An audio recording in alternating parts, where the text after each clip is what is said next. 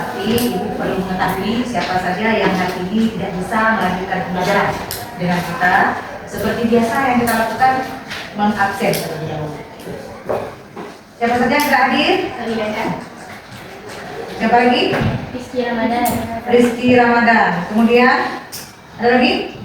2 orang, Rizky Ramadan dengan Abinaja.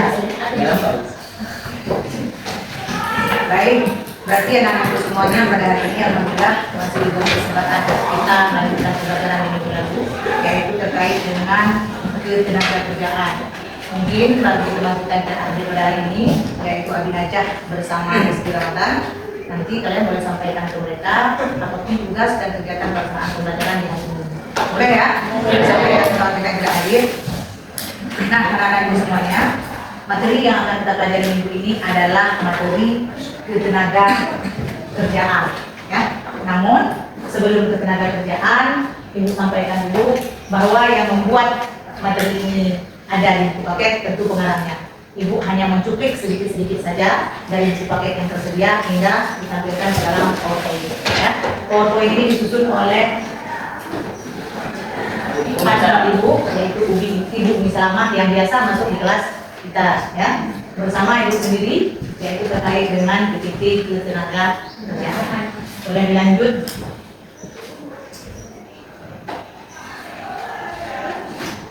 Nah, apa tujuan pembelajaran kita dari ini? Ada yang tahu?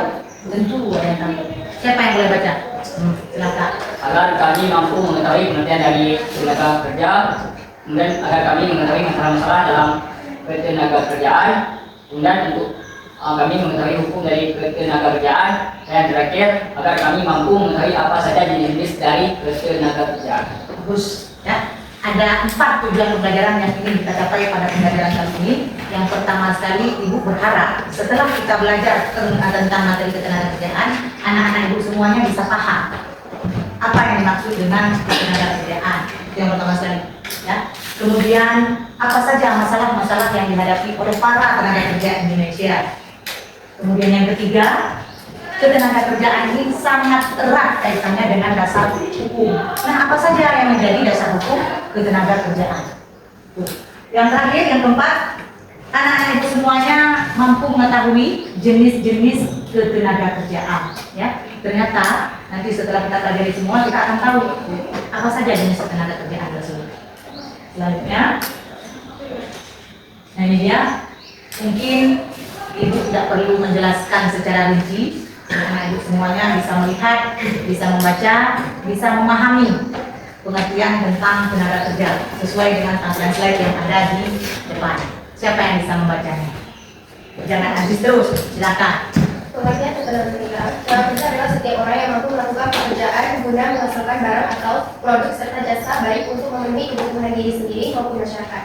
Secara garis besar, menurut surat edaran dibedakan menjadi 2 kelompok, yaitu tenaga kerja dan tenaga bukan tenaga kerja. Penduduk tergolong tenaga kerja jika penduduk tersebut telah memasuki usia kerja. Batas usia kerja yang berlaku di Indonesia adalah berumur 15 tahun hingga 64 tahun.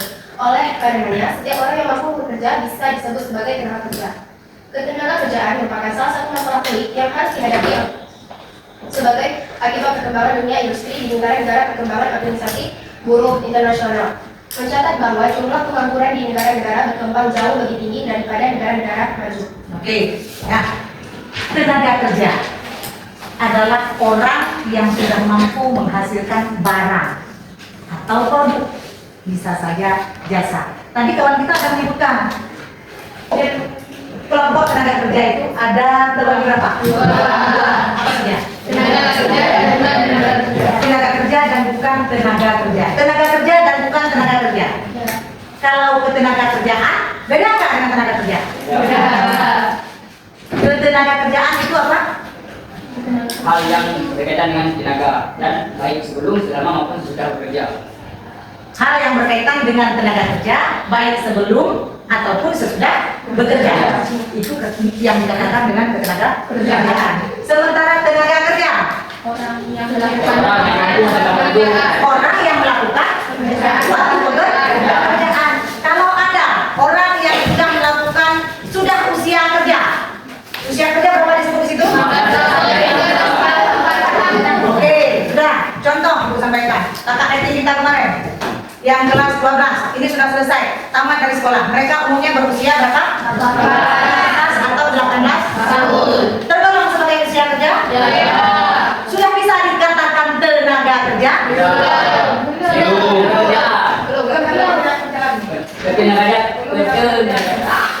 Bisa dikatakan tenaga kerja?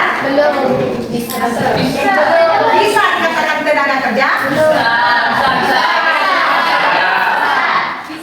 Bisa dikatakan tenaga kerja? Lalu apa yang dikatakan tenaga kerjaan? Orang yang tidak bekerja. Kalau yang belum bekerja?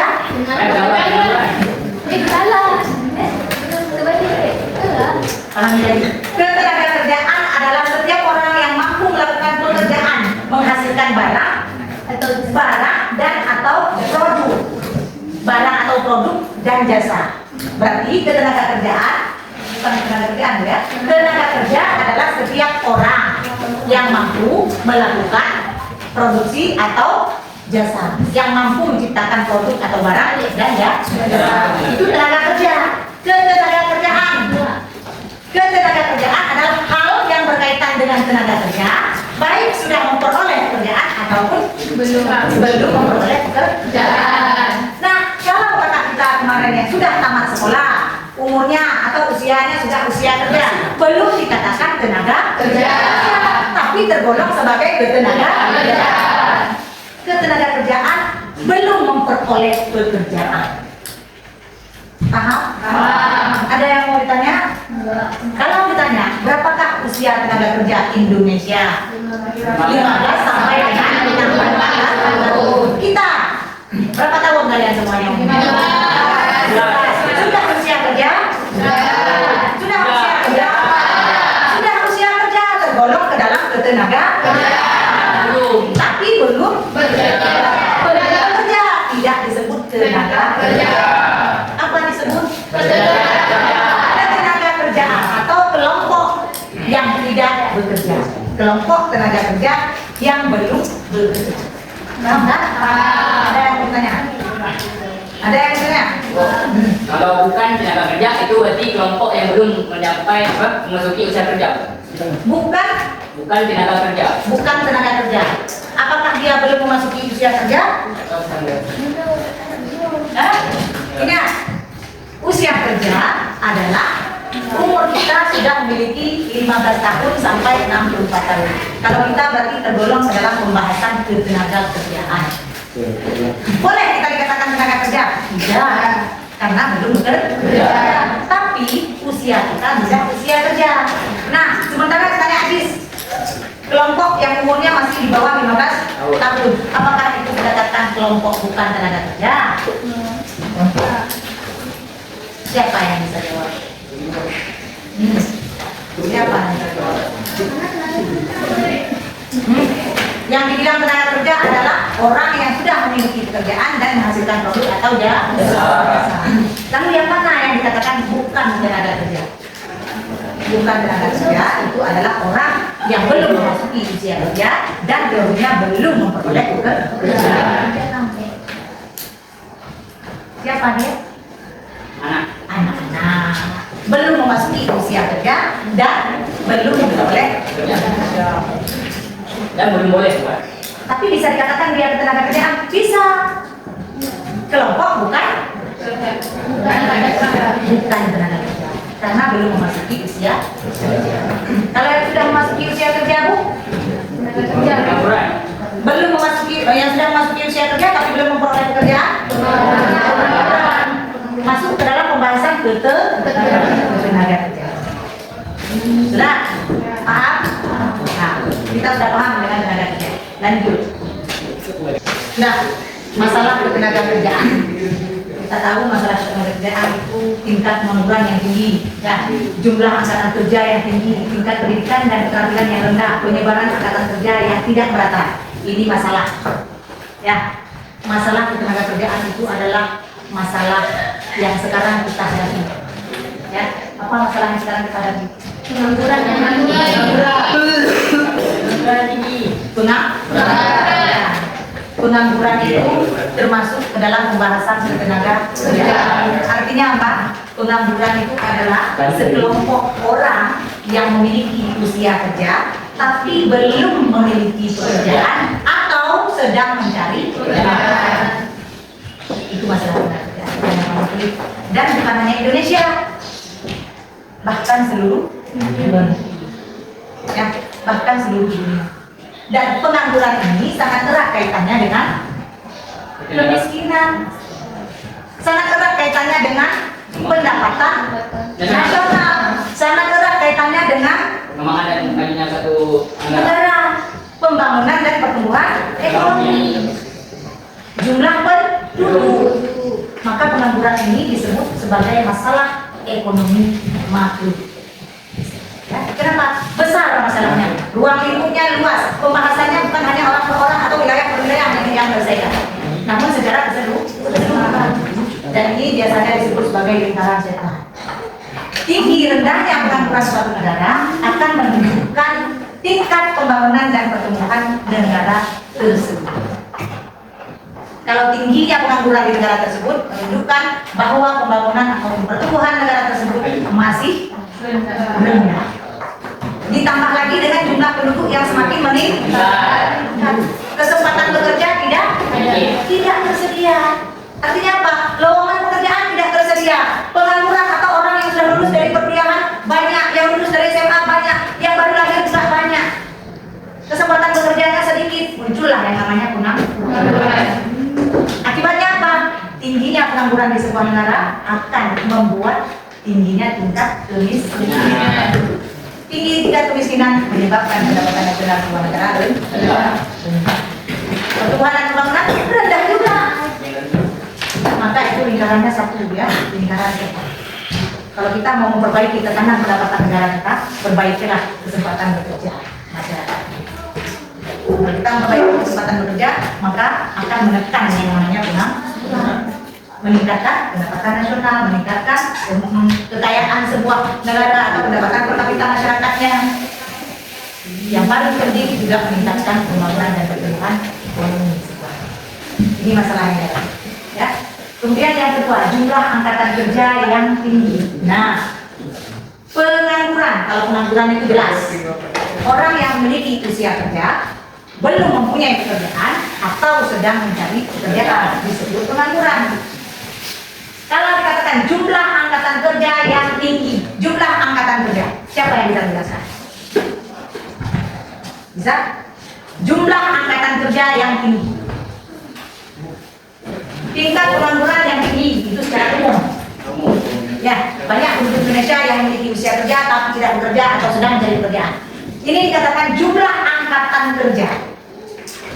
Siapa yang bisa menjelaskan? Boleh lihat dulu, nggak apa-apa. Nggak tahu boleh search di Google. Boleh. Ya.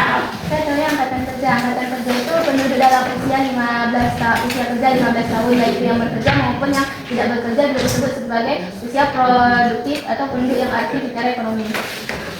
Angkatan kerja, jumlah angkatan kerja yang tinggi.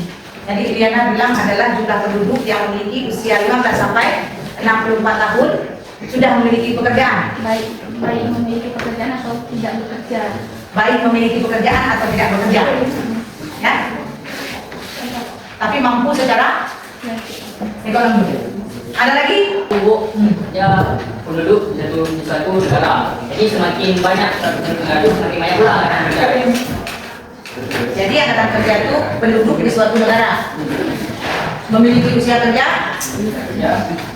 baik sudah bekerja atau tidak bekerja. Belum bekerja. Ada lagi yang lain? Boleh search Google.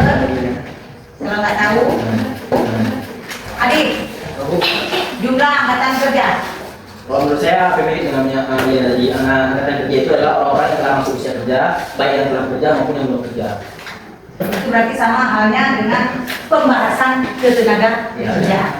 Ya, angkatan kerja orang-orang yang berumur 15 tahun sampai 64 tahun belum bekerja atau sudah bekerja. Ya, berarti sama dengan yang disebutkan yang dibahas tentang ketenaga kerjaan. Nah, berarti jumlah angkatan kerja kita itu banyak. Kalau dibilang pengangguran apa bedanya?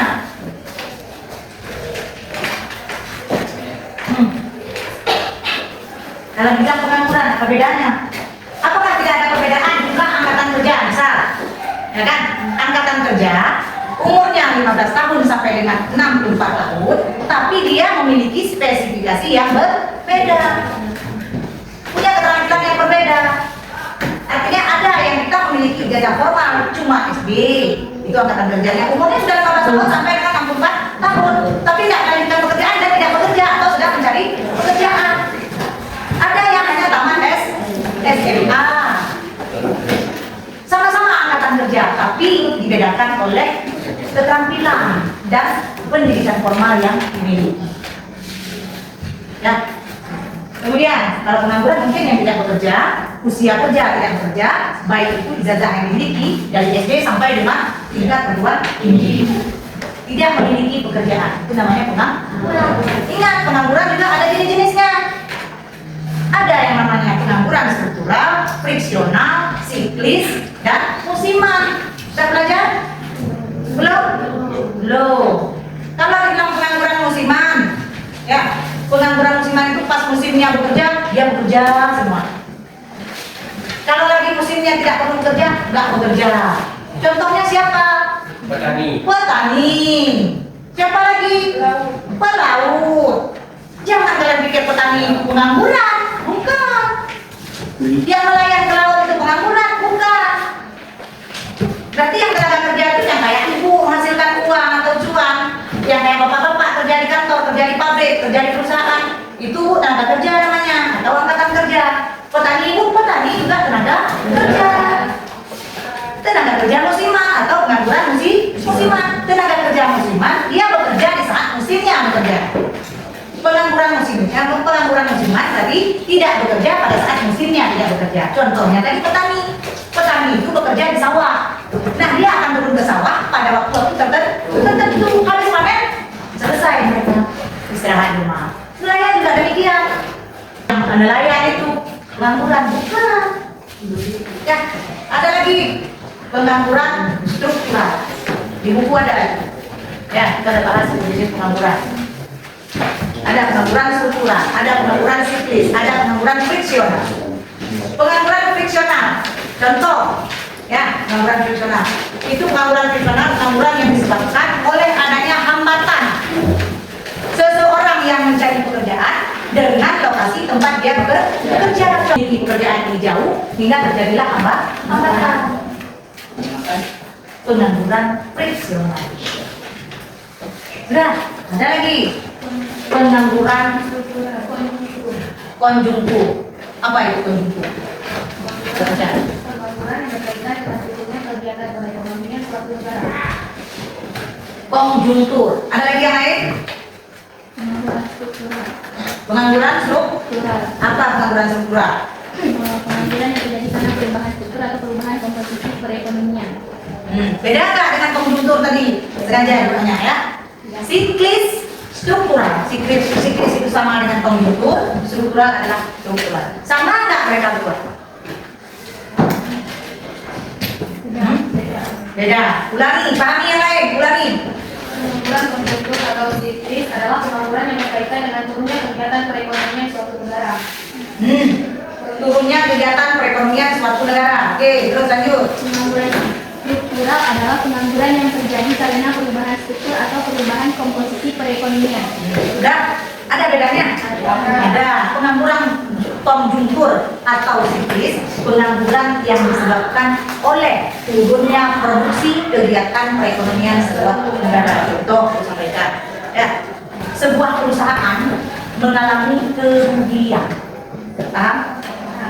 Sebuah perusahaan mengalami kerugian. Lalu apa yang akan dia lakukan untuk pegawainya? PHK.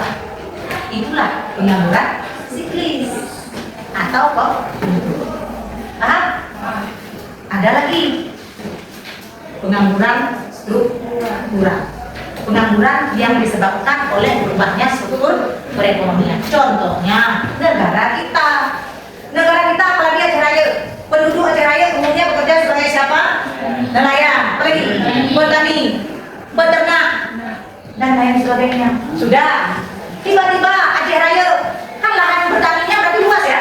Karena umumnya sebagai petani. Dirubah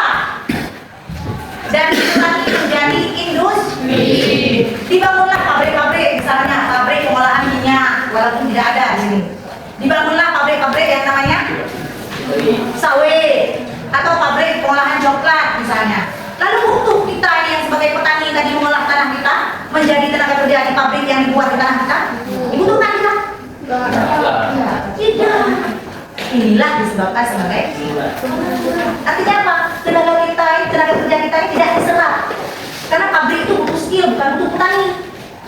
Akhirnya kita yang mengolah lahan kita sebelumnya menjadi petani, diolah berubah menjadi negara industri atau wilayah industri, maka berubah kita yang sebelumnya bekerja di situ sebagai petani berubah menjadi pegawai pabrik.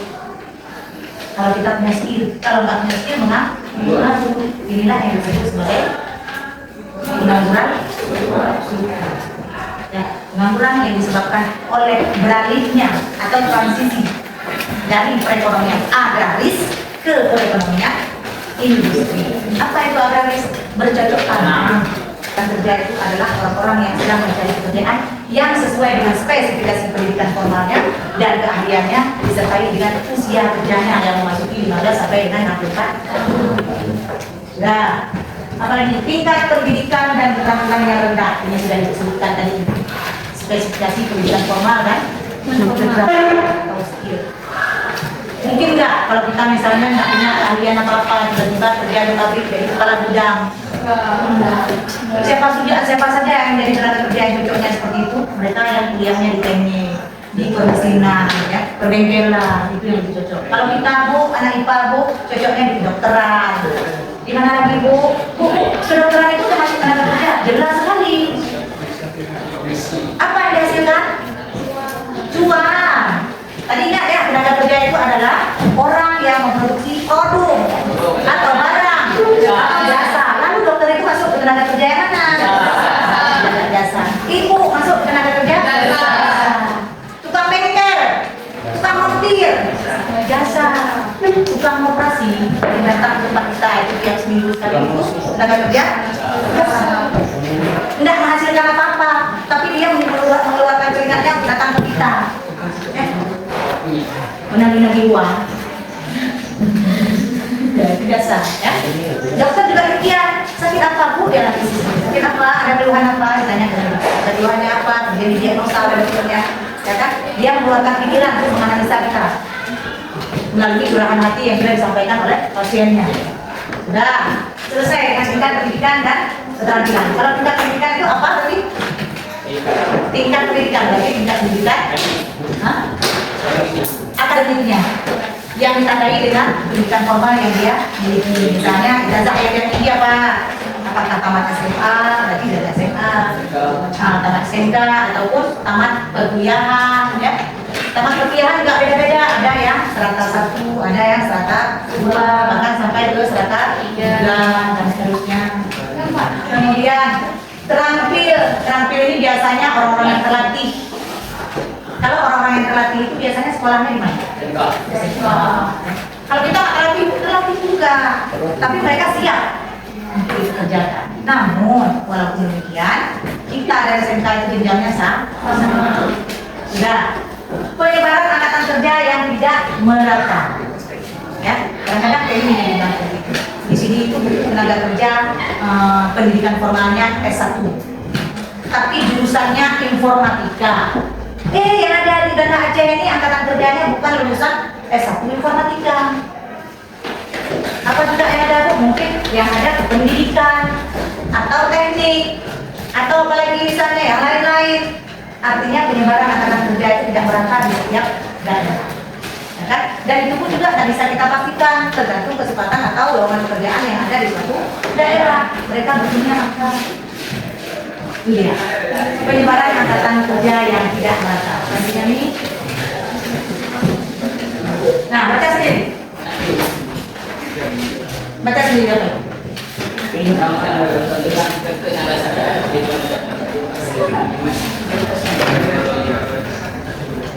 Undang-Undang Nomor 13 Tahun 2003 tentang Ketenagakerjaan, Perlindungan Terhadap Tenaga Kerja dimaksud untuk menjamin hak-hak dasar pekerja atau buruh dan menjamin kesamaan kesempatan serta perlakuan tanpa diskriminasi atas dasar apapun untuk mewujudkan kesejahteraan pekerja atau buruh dan keluarganya dengan tetap memperhatikan perkembangan kemajuan dunia usaha. Ini terkait dengan hukum ketenaga kerjaan, ya.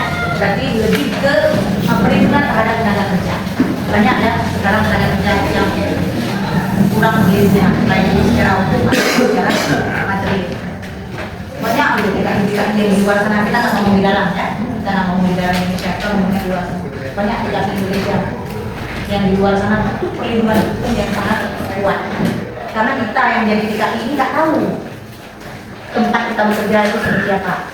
Nah, ketika kita sampai di negara orang, terjadi sesuatu dan kita mau melakukan pembelaan, karena kita di negara orang tadi bisa jadi nanti terjadi kesalahpahaman, malah kita yang jadi tersangka. Seharusnya korban jadi tersangka. Nah, inilah yang kalau di Indonesia juga demikian, ya, itu perlindungan dalam hal apa, menjamin kesamaan kesempatan perlakuan tanpa diskriminasi. Artinya mungkin bisa jadi buruh atau pekerja biasa memerlukan perlindungan hukum, perlindungan jaminan kesehatan, itu yang paling penting. Nah, kalau kayak ibu misalnya mungkin nggak salah, ibu punya BPJS, kita di Aceh juga ada yang namanya BPJS. Kalau dulu ada yang BPJS, kalau kita di Aceh itu gratis ya. Sekarang mungkin sudah ada yang berbayar. Di luar Aceh belum tentu BPJS gratis. Boleh baca semua, selain boleh bagi kalian, ada videonya ya. Nanti bagi kalian boleh dilanjutkan untuk membaca. Ada yang video? Tugas kelompok. Boleh. Nah, kita beralih ke tugas kelompok. Perhatikan videonya, nggak banyak, durasinya kurang lebih 6 sampai ya. Nggak sampai 6 menit, boleh ditonton. Ini adalah tugas yang akan kalian laksanakan untuk diskusi kelompok. Maka diperhatikan dulu, nanti bagi kelompok. Nanti setelah ini kita bagi kelompok. Atau bagi kelompok dulu. Boleh. Sudah ada informasinya? Kelompoknya sudah ada? Kita berapa orang? Berhitung. Berhitung. 2, 4, 7, 8,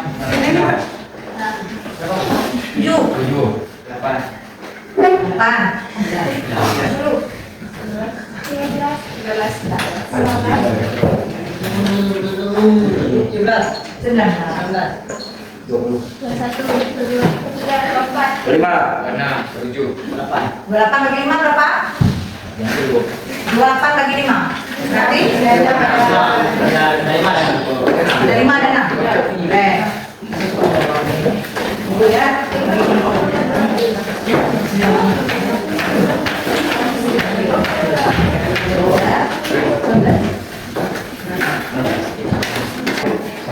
Dua, 3, 4, 5, 1, 2, 3, 4, 5, 1, 2, 4, 5, 1, 3, 4, 5. 1. Nah, udah. Tunjuk tangan yang nomor 1. Nah, silakan. Ambil satu soalnya. Satu yang mau tiga. Kumpul silakan buat kursinya. 2. Nomor 2. Mana nomor 2? Silakan yang nomor 2. Ya. Ya. Siapa lagi? Nomor 2. Berapa orang? 1, 2, 3, 4, 5. Ambil satu. Sudah. 3. Nomor 3 siapa? Ya, tunjuk tangan. 1, 2, 3. Ambil. Silakan bentuk kelompoknya. Kemudian nomor 4. Ya, siapa aja? Ya. Kelompok silakan itu. Kelompok 5. Silakan bentuk kelompok.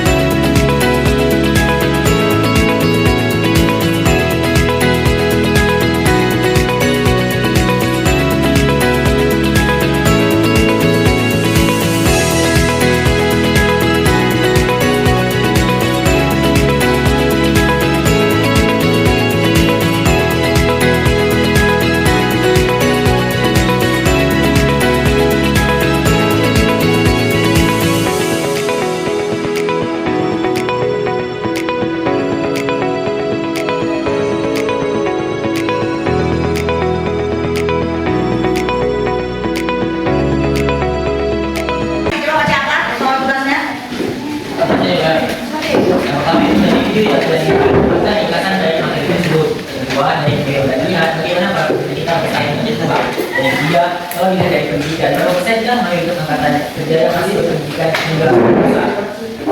Nah, kemudian Husna, soal kalian sama dengan soal yang adiknya sama, boleh ya? Berarti adik semuanya boleh melihat, memperhatikan dan menyimak serta memahami ya isi dari video ini.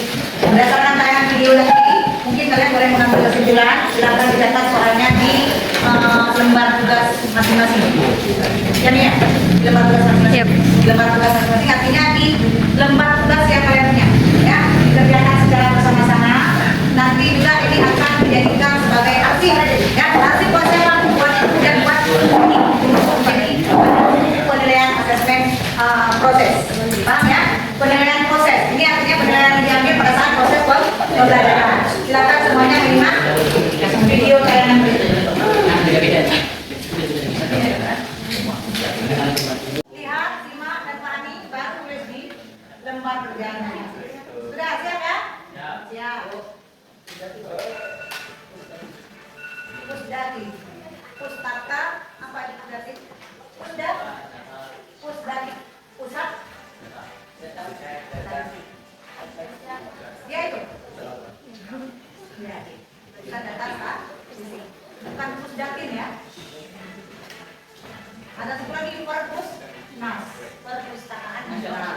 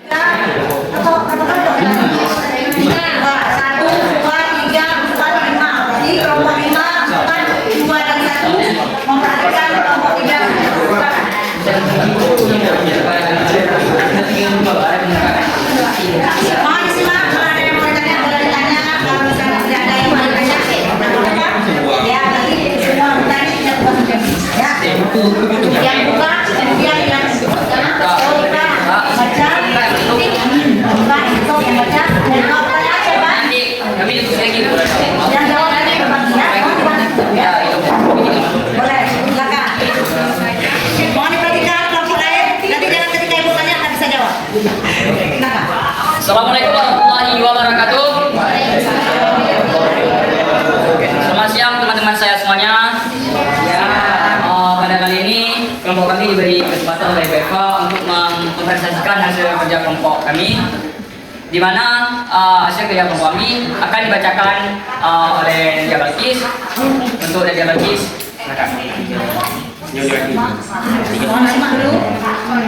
Pertanyaannya, dari video yang telah dilihat, buatkan ringkasan dari materi tersebut.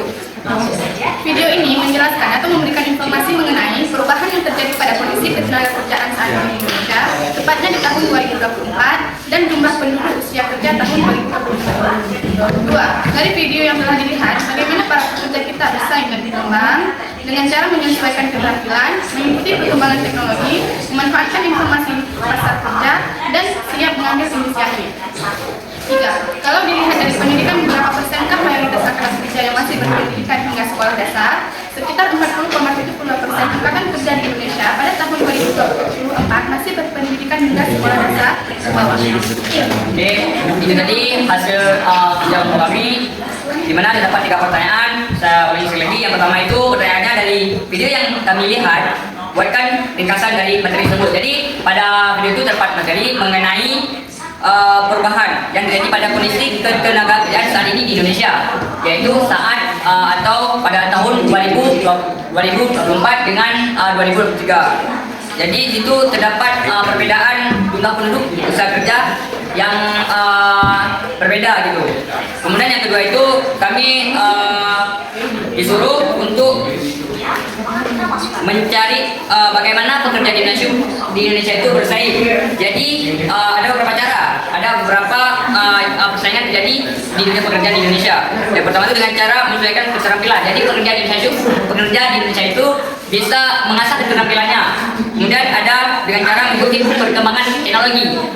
Tentunya saat ini teknologi kembali sangat canggih gitu kan, sangat berkembang. Jadi bagi pekerja yang ketinggalan zaman atau tidak mengikuti harus perkembangan teknologi, mungkin akan tertinggal dari pekerjaan lain. Kemudian ada memanfaatkan informasi pasar kerja. Jadi bagi pekerja, informasi kerja itu sangat diperlukan agar dia tidak kelupaan atau masuk ke kategori pekerja yang aktif gitu, tidak menunggu pekerja lain terlebih dahulu mengetahuinya, sehingga peluang dia untuk mendapatkan pekerjaan sedikit itu tidak besar. Kemudian yang terakhir itu adalah siap mengambil inisiatif sendiri. Jadi ketika kita mencari pekerjaan, akan tetapi tidak menemukannya, tetapi kita siap mengambil inisiatif sendiri, seperti kita bisa membuka usaha sendiri atau lainnya gitu. Kemudian yang terakhir itu berapa persen mayoritas angkatan kerja yang masih berpendidikan hingga sekolah dasar. Jadi pada video itu sekitar 40,72% angkatan kerja di Indonesia pada tahun 2024 yang masih berpendidikan hingga sekolah dasar di bawah. Mungkin dari hasil presentasi kami ini ada yang ingin bertanya atau yang memberi sedikit saran untuk kelompok kami. Siapa yang mau bertanya? Mungkin ada kelompok lain yang mau bertanya terkait dengan tugas kelompok yang di. Siapa yang mau tanya? Seru. Ya. Assalamualaikum warahmatullahi wabarakatuh. Jadi sebelumnya perkenalkan nama saya Iqbal Ibrahim. Jadi kan menurut data bahwa rata-rata pendidikan Indonesia itu hanya berpendidikan SD. Jadi pertanyaan saya, mengapa di Indonesia dari tahun ke tahun pendidikan itu didominasi hanya pendidikan SD? Apa penyebabnya? Apa penyebab dan faktornya? Baik, terima kasih. Assalamualaikum warahmatullahi wabarakatuh.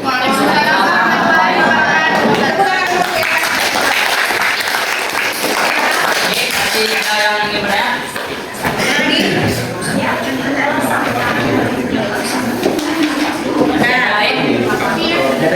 Ada yang tanya lagi? Enggak? Mungkin boleh langsung kelompok satu menjawab apa yang didiskusi dulu. Boleh. Diskusi silakan. Oke, untuk dia kami adik dia mohon beri waktu sedikit agar jawabannya ini lebih maksimal. Yang diskusi. Depan ini.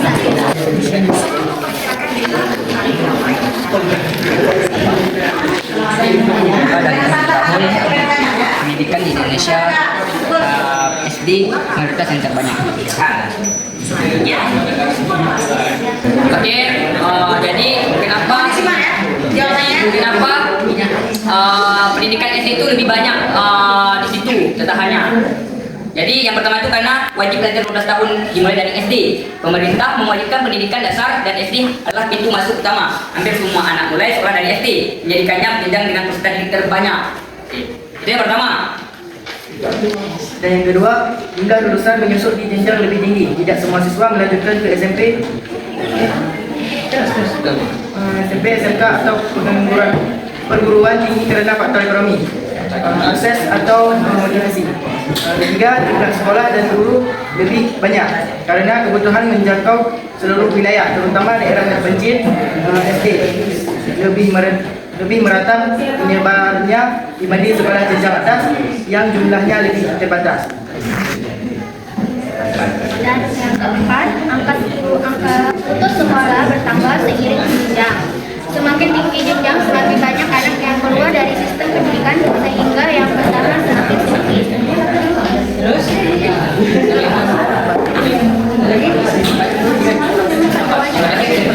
Usia sekolah SD paling awal dan anak-anak usia 6 sampai 12 tahun adalah kelompok usia yang paling banyak mengikuti pendidikan formal, sehingga menciptakan populasi terbesar di jenjang SD. Secara intim kita kasih lagi kenapa? Jadi yang pertama tuh karena SD itu merupakan sekolah yang mulai pertama atau wajib belajar 12 tahun. Yang kedua karena kurangnya motivasi ataupun faktor ekonomi. Kemudian yang ketiga tuh karena SD itu mungkin sekolah yang lebih banyak atau yang lebih mudah diakses oleh masyarakat. Makanya sehingga penduduk atau lulusan kita tuh banyak cuma di SD karena tidak dapat akses jenjang selanjutnya. Gimana? Tambah dari kelompok 3? Baik, dan sedikit kita tambahkan ya. Mungkin faktornya secara umum itu negara kita merupakan negara yang berkembang tidak semaju dunia luar ya, tidak semaju negara-negara Amerika, Cina, kemudian yang ada di luar sana lagi. Negara kita ini negara berkembang dan negara yang mengikuti peralihan perubahan tatanan ekonomi dari dulunya agraris atau pertanian. Itu kalian harus tahu, kita negara kepulauan ya, negara kepulauan. Kemudian negara kita itu negara yang menganut sistem ekonomi agraris. Artinya sistem ekonomi agraris itu ya, tatanan perekonomiannya bergerak di bidang pertanian. Di seluruh Indonesia umumnya kita adalah petani. Kemudian terjadi revolusi industri dulu di Inggris sehingga mengubah perekonomian dunia dari agraris menjadi industri. Otomatis ya kan, pada zaman-zaman dulu itu kita kan nggak ada sekolah, orang-orang tua kita dulu itu umumnya nggak sekolah. Makanya sekolah-sekolah yang dulu itu yang namanya SD menyebar hampir merata di seluruh wilayah. Tujuannya itu apa? Setidaknya kita masyarakat Indonesia pada zaman dahulu kala bisa menulis dan membaca, tidak terpikir ke depannya bahkan canggih seperti saat ini yang kita rasakan. Nah, mungkin untuk sekarang ketika SD itu sudah merata dan kita pun hanya untuk berpikir bisa menulis dan membaca, maka menyusut sampai di situ. Artinya apa? Untuk lanjut ke jenjang SMP atau bahkan SMA dan seterusnya ke perguruan tinggi, masyarakat Indonesia masih memerlukan motivasi dan dorongan ekonomi yang lebih kuat lagi ke situ. Mungkin itu penyebab dari kenapa kita ini mayoritas angkatan kerjanya berijazah SD ya, atau berpendidikan formal SD. Mungkin itu yang bisa dibantu. Ada lagi yang mau dibantu? Atau ada lagi yang lain? Ada? Nah, baik, terima kasih kepada kelompok 3.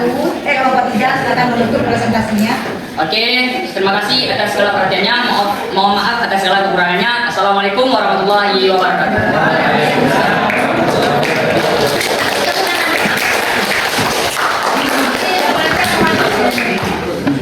Siapa lagi? Assalamualaikum warahmatullahi wabarakatuh. Baik, untuk teman-teman semuanya, mohon perhatian ke depan. Baik, di sini kami akan mempresentasikan hasil kerja kami yang tadi Ibu telah menampilkan video yang lalu diberikan soal berdasarkan video tersebut. Yaitu ada 3 soal. Yang ini ketiga-tiganya akan dibacakan oleh rekan saya. Yang pertama akan dibacakan oleh Dede Mirzan Aulia.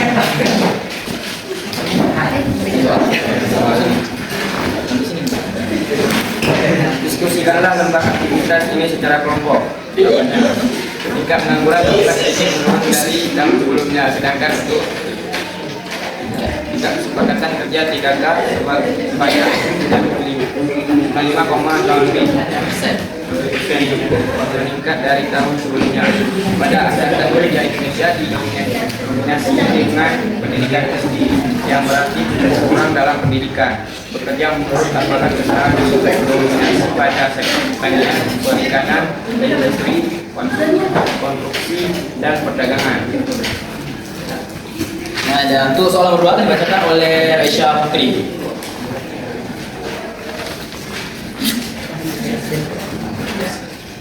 Dari video yang telah dilihat, bagaimana para pekerja kita bersaing berkembang. Untuk perkembangan kualitas kerja masih tergolong rendah. Hal ini dikarenakan tingkat pendidikan masyarakat di Indonesia yang didominasi hanya tingkat SD. Persaingan yang cukup tinggi dan rendahnya ketersediaan lapangan pekerjaan masih menjadi permasalahan yang belum terselesaikan hingga saat ini. Oke, dan yang terakhir yaitu akan dibacakan oleh Reza. Soal kedua itu bahwa tingkat dari pendidikan berapa persenkah meningkat angkatan kerja masuk pendidikan hingga sekolah dasar. Jawabannya adalah 53,02 juta orang atau 24,56% pada tahun 2024. Baik, kami telah memaparkan jawaban dari kedua soal tersebut. Jadi untuk teman-teman semuanya, apabila ada yang ingin memberi masukan, pertanyaan atau aspirasi, boleh berdiri. Silakan. Siapa yang mau membantu kelompok 1 untuk bertanya agar bisa mengasah apa yang mereka miliki? Siapa yang mau tanya? Silakan, boleh.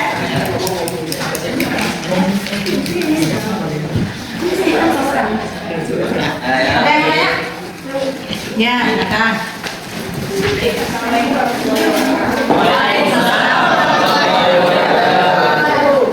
Pengangguran di Indonesia cukup tinggi saat ini.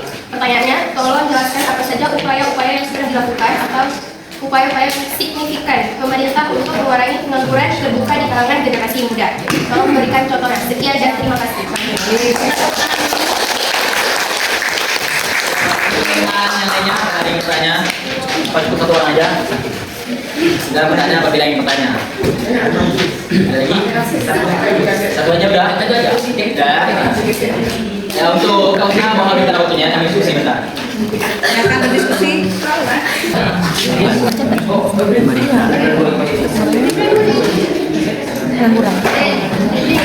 Ini pertanyaan tadi upaya serta contoh yang telah dilakukan oleh pemerintah untuk mengatasi pengangguran pada generasi muda ya. Yang pertama itu pemerintah telah melakukan program kartu pekerja. Di sini pemerintah memberikan pelatihan berbasis digital dan insentif kepada pencari kerja. Yang kedua itu pemerintah telah melakukan program penguatan pendidikan vokasi.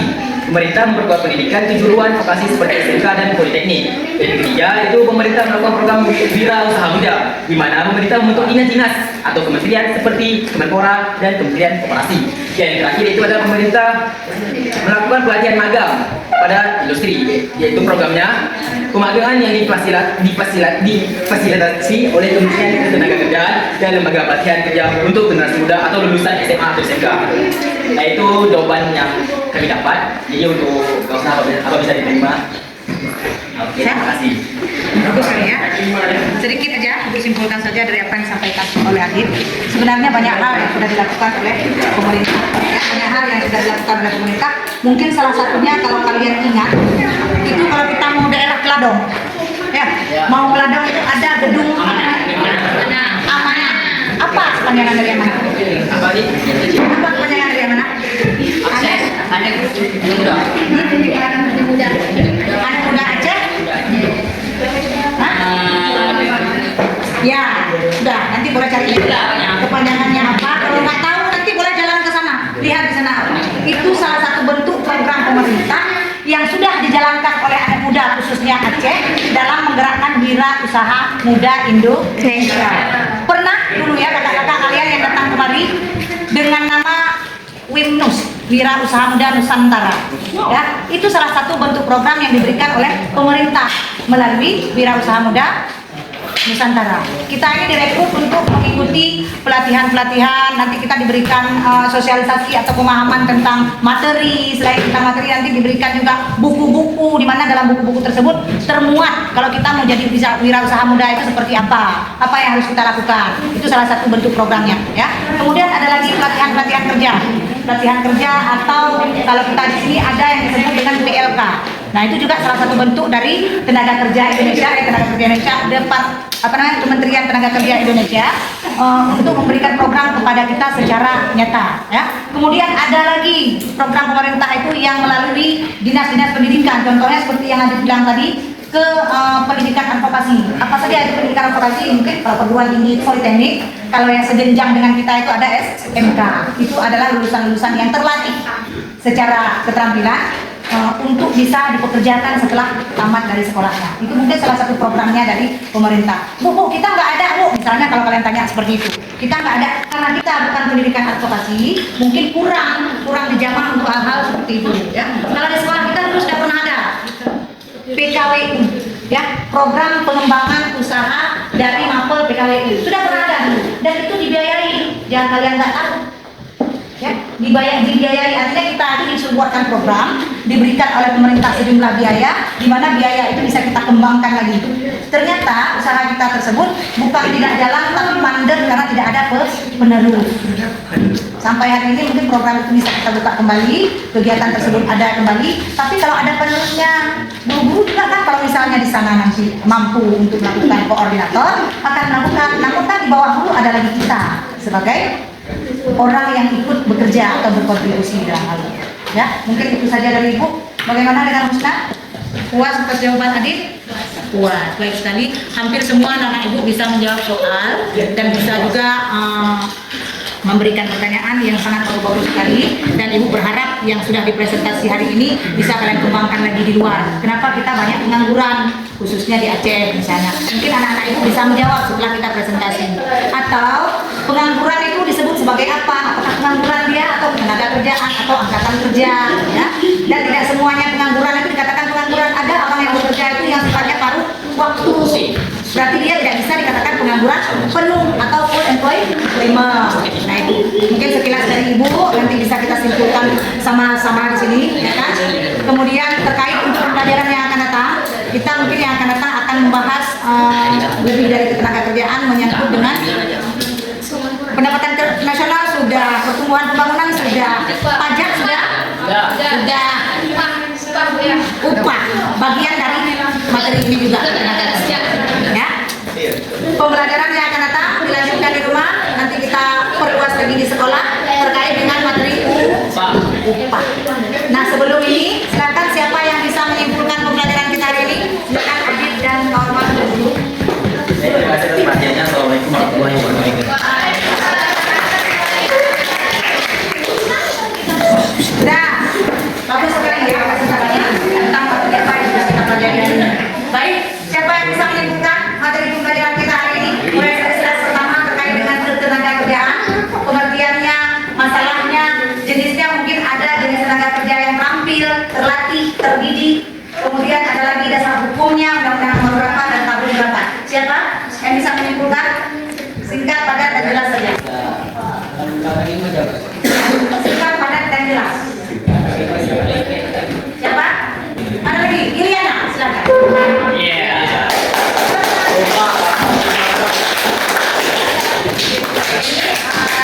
Simpulkan itu ketenaga kerjaan adalah segala hal yang berkaitan dengan tenaga kerja. Sedangkan tenaga kerja adalah orang yang melakukan hal tersebut yang bisa menghasilkan barang atau jasa atau produk.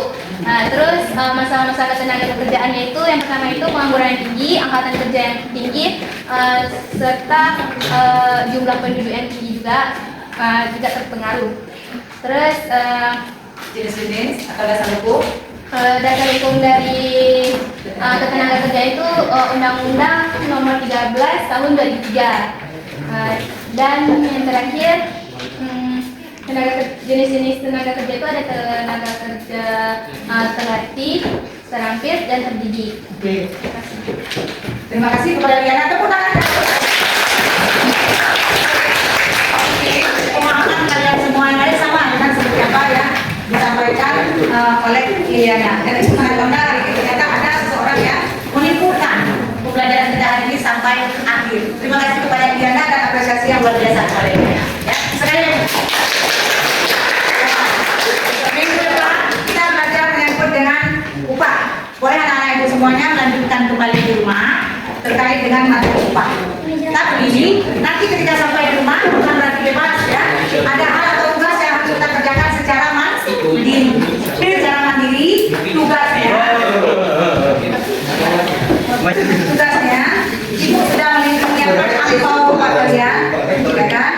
angpau buat kalian semua.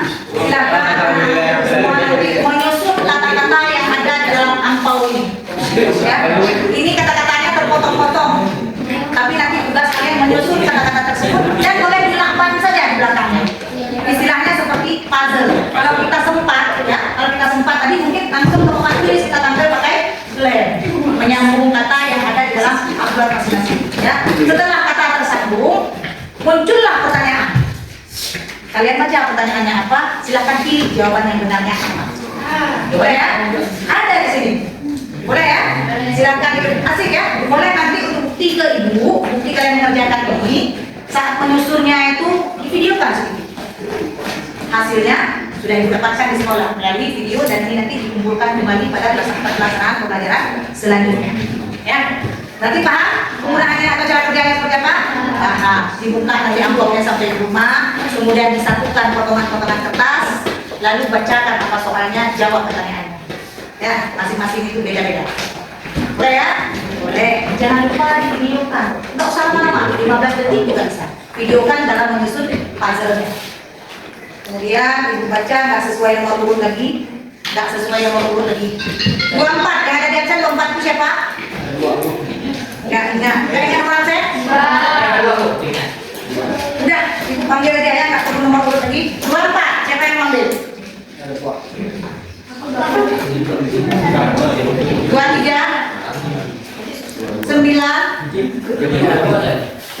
26 29 18 19 6 7 kemudian kita nanti sampai di rumah 11 10 12 3 tolong 5 ya.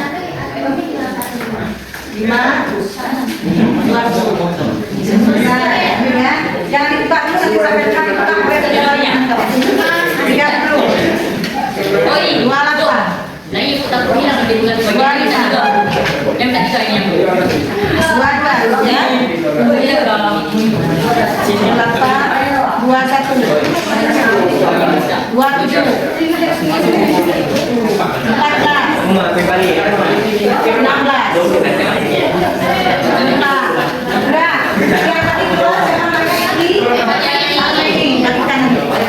14 yang dipotong-potong ya, kayak menyusun puzzle.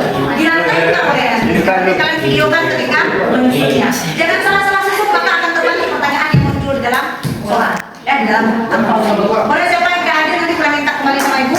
Tugas ini dikerjakan mandiri. Yang pertama editing video saat mengatur puzzle-nya. Yang kedua jawabannya harus benar dan dikumpul tadi. Ada yang mau bertanyakan? Siapa yang paling berdua? Sekarang saya. Nah, boleh putar ya. Ada yang mau tanya? Ya. Baik, sini. Terima kasih kepada anak-anak semua ya untuk pembelajaran hari ini kita cukupkan di sini. Minggu depan kita sambung kembali dengan materi IPA. Mohon kepada kalian semua agar dapat membuka paketnya di rumah ya. Buka